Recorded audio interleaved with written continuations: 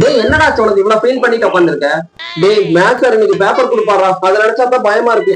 அவ்வளவுதானா? இல்லடா நீ இவ்வளவு ஜாலியா இருக்க, உனக்குலாம் பயமாவே இல்லையா? நான் எதுக்குடா பயப்படணும்? மேக்ஸ் சார் எங்க அப்பா தான், நான் என்ன எழுதி வச்சாலும் நல்ல மார்க் போட்டு விட்டுருவேன். மேக்ஸ் சார் உங்க அப்பாவா? ஆமாடா, இவ்வளவு நாள் வேற யார்ட்டையும் சொல்லாம இருந்தேன், உங்ககிட்ட ஃபர்ஸ்ட் டைம் சொல்லியிருக்கேன். என்னப்பா எக்ஸாம் பேப்பர் கொடுத்துடலாமா? ரோல் நம்பர் 15 யாரு? சார் நான் தான் சார். 75 மார்க். பரவாயில்லப்பா, இந்த பேப்பர் 75 மார்க்கா? இது போதுமே. அடுத்து ரோல் நம்பர் 21 சார் நான் தான் சார்.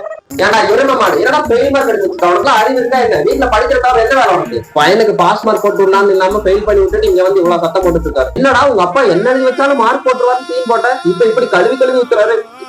உன்னெல்லாம் என்னோட பையனை சொல்றது எனக்கே வெக்கமா இருக்கு. அடுத்த டைம் வந்து ஃபெயிலா போ, உன்னெல்லாம் மாடு மேய்க்க அனுப்பாம இந்த பேப்பர். டேய் எப்படி மாடு மேய்க்கத்தான் போற, உனக்கு எதுக்கு கால்குலேட்டர்? அதை கூட நான் வச்சுக்கிறேன். டேய் உனக்கு அவ்வளவுதான்டா மரியாதை, அமைதியா இருந்துக்க. உங்க அப்பா ரொம்ப கோவப்படுறாரா? ஒருவேளை நீ வீட்டுக்கு போனதுக்கு அப்புறம் உன தலையில கட்டி தொங்குட்டுருவாரோ?